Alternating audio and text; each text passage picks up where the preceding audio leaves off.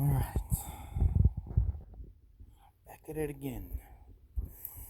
Because I know I mentioned this thing before. I mentioned a number of these before, but apparently it's going to be another round of the live service games going away.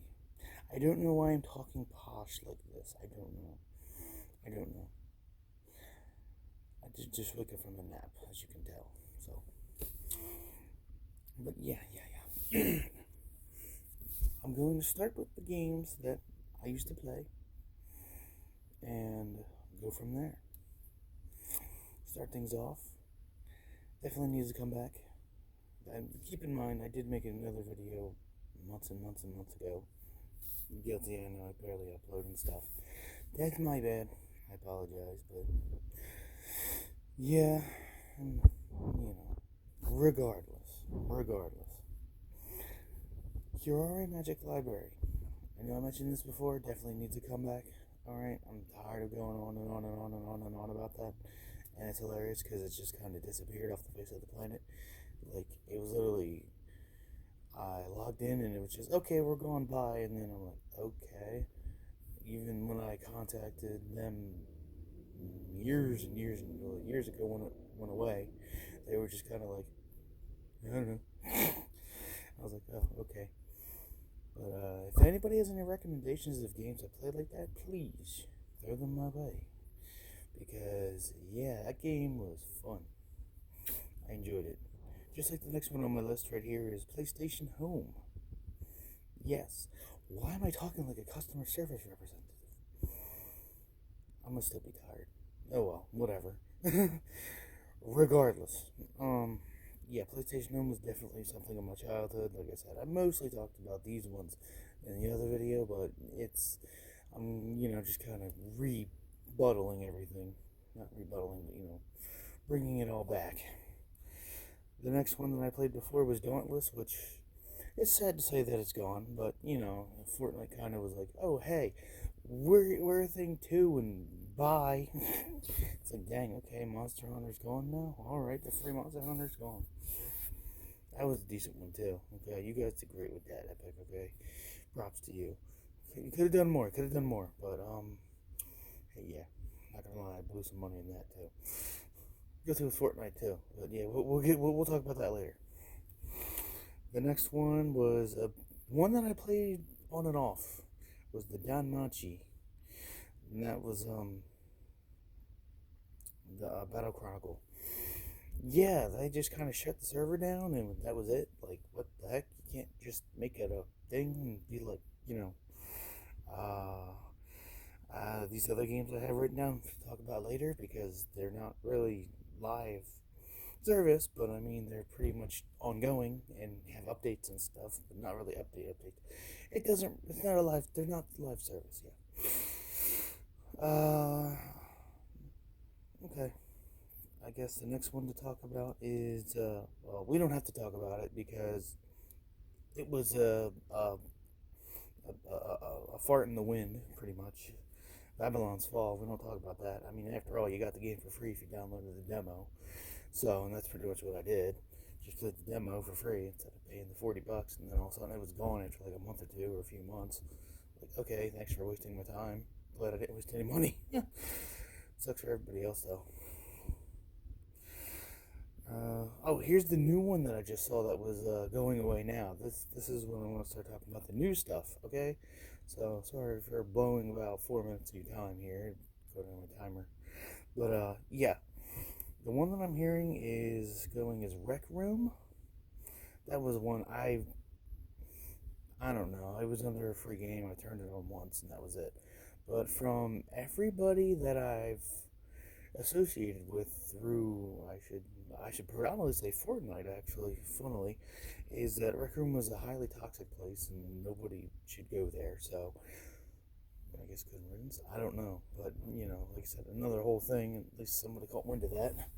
But yeah, when I was playing through Fortnite and all that, yeah, they talked about Rec Room, basically bashed it, saying, yeah, never play that. It's highly toxic and is a terrible game to play and all. It's like, okay, If you say so. I only turned it on the one time, and then I was like, okay, this is stupid, and didn't play it again. Um,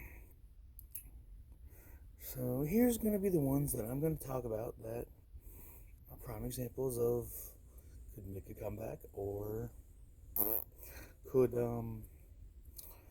do better. Because number one is the WWE 2K series. All right, SmackDown versus Raw was peak. Okay, I don't care what anybody says. That was peak. Okay, that was number one in the whole series. And there's other ones in there, but I'm gonna talk about them in another video that I'm gonna put up later. Yeah.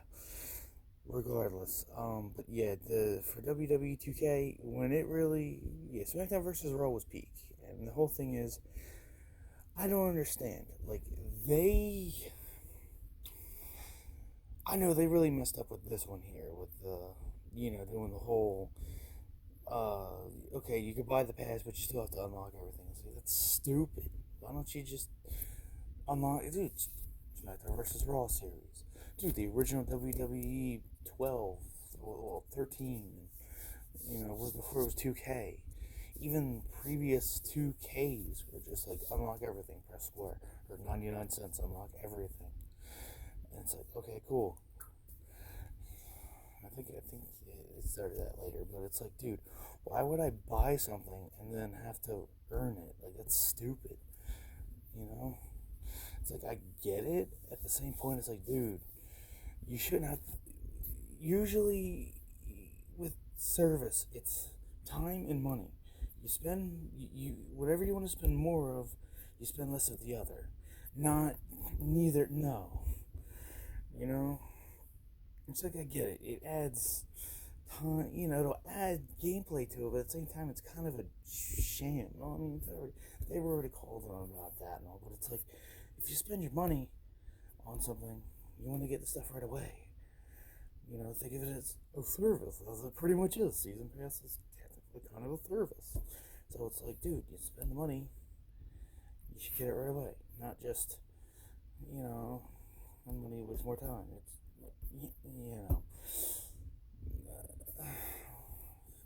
I'll go on about this at another point because it boggles me. It boggles me. Let's just say they could do better and, instead of just shutting down servers and stuff like that, make it like the SmackDown versus Raw where it can just be played whenever, however you want. I mean, I still have the games right over there in my collection, so I can do that and play them whenever I want. And the prime examples of these games that are like live servers but not really is like Pokemon Channel, if you ever played that on the GameCube, which is, real time based, you know what I mean? And then Oh Hey You Pikachu, I wrote that down too. Didn't play that, but I'm pretty sure it was the same way as Pokemon Channel, where you could it was like live action, but not really. Or live action, live action. Look at me thinking of yeah. Disney crap. And then, of course, if you want to be, I don't want to say based, but, obvious as Animal Crossing and Tomodachi Life. Those are ongoing games that aren't live service. I could turn on my GameCube now and play it and be like, it's like real time. It's like a real time game, not just live service, but real time. Right there. But yeah. And there's tons more of these live service games, and it's like, dude, instead of just giving up and just shutting down servers, try to make it like sustainable, I mean, heck, you could. Here's a prime example here, right here. I know they shut down Anthem recently. I just wrote that one. I wrote that one down too, and it's like, dude, all you got to do with Anthem, Iron Man reskin, bam, easy money, Marvel, bam, get on that, there, owned, done. That's all you got to do. Don't gotta worry about that. Even if anything, you don't have to make it live service. Just make it sustainable. Make it like, like not like real time-ish. Like have set events or have set things. Do things like that, like they did with Animal Crossing and and Pokemon Channel. because, it rained. It does, like, things, You don't need to, like, be like, oh god, I hope the servers are up. You know what I mean? It's more along the lines, okay, it rained today. Oh, it's this today, whatever. You know what I mean? I know. With technology today, you can do these things. And it's, like, boggles me, like, you know? Like, we had, like, technology wasn't as advanced as it was, and we still had stuff like this. We had, games that were, like, ahead of their time, I guess you could say. I don't know how to properly say it, but it's like, it's cool. There's an update to it. Great. But not always. You don't need, hell, you didn't have to update games then. You couldn't update games.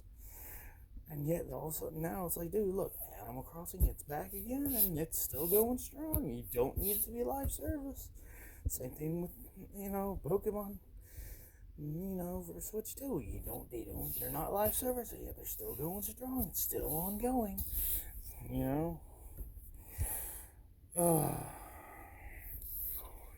That's what throws me off, because then there's the other live service games that, I'll be I play, like I said, Fortnite.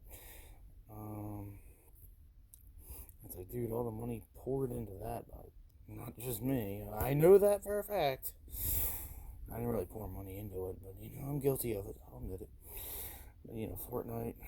The one I actually just started playing was the NTE, Neverness to Everness. That's actually pretty good, too. And then, of course, I'm guilty with this one. Okay, honestly, way over a shout out and all that, but, Zenless Zone Zero and Honkai Star Rail, been playing them. I fell off with Genshin Impact. Like I said, I played that for a bit, and then, yeah, it's kind of like what happened in the Tower of Fantasy. I'll talk about that in a minute, but, of course, the other ones that I've been starting to play a bit more were Arknight's Enfield and, Seven Deadly Sins Origin, since they got rid of, since they stopped, the Danmachi and all that. I got into that. Then the ones that I kind of play, I at least do the logins for, is Wuthering Waves, like I said, Genshin Impact, Crystal of Atlan, I at least do that. I played it, but not, I at least do the logins for it. Gems of War and Puzzle Quest 3. That one that I fell off of, like I just mentioned, like a minute ago, was Tower of Fantasy, but that beginning just ruined me. You just don't go, okay, here's main girl, here's a main girl. Oh, she's gone now. But, regardless. But yeah. Mostly this whole thing was talking about live service games, and yeah, those were all the ones. Those are the ones that I definitely recommend here with like I said, NTE. That's the one that really caught me off guard. I didn't even know that was a thing until yesterday afternoon. Not even, I was like, okay, I'll probably never get to play this. You keep showing me ads for it, and I'll probably never play it. It's on mobile, it looks like, since it's not mobile. It's on PlayStation. Okay, cool, download. I'm glad I did. It's a fun game. So, yeah, and of course, Endless Zone Zero, Honkai Star Rail. I'm kind of on and off with that. I did one of the recent events on it. And of course, Endless. I of course did that. But yeah, Arknights is pretty fun. Seven Deadly Sins is pretty fun. Wuthering Waves, it's it's there. Like I said, I do the login and at least do like the a couple things on there. Like I said, Genshin, I just log in. That's it. Crystal of Atlan, log in and do some stuff on that. Gems of War, Puzzle Quest 3. I just do the login for them. Tower Fantasy, I don't play anymore. I'm not even gonna lie to you. Like I said, I played it before they updated the beginning, and yeah, that ruined it for me. Because in the original beginning, like I said, they killed off one of the characters you meet, and it's kind of like, yeah, that ruined it for me. Sorry, bye. So, but yeah, other than that, just wanted to go on, because yeah, mostly the one that really instigated this video was the Rec Room thing, and I'm kind of like, eh. It's kind of like, it's about time, but at the same point, never played it, never got into it. But anyways, and also, definitely to start to keep to yell more about bring back QRA and heck, stop with the home knockoffs. Make PlayStation Home a thing again too. And rip it down. We miss you too. That was fun too. But hey, okay, yeah. Alright, Ian. Hopefully you enjoyed this. Hopefully this was enlightening. And yeah.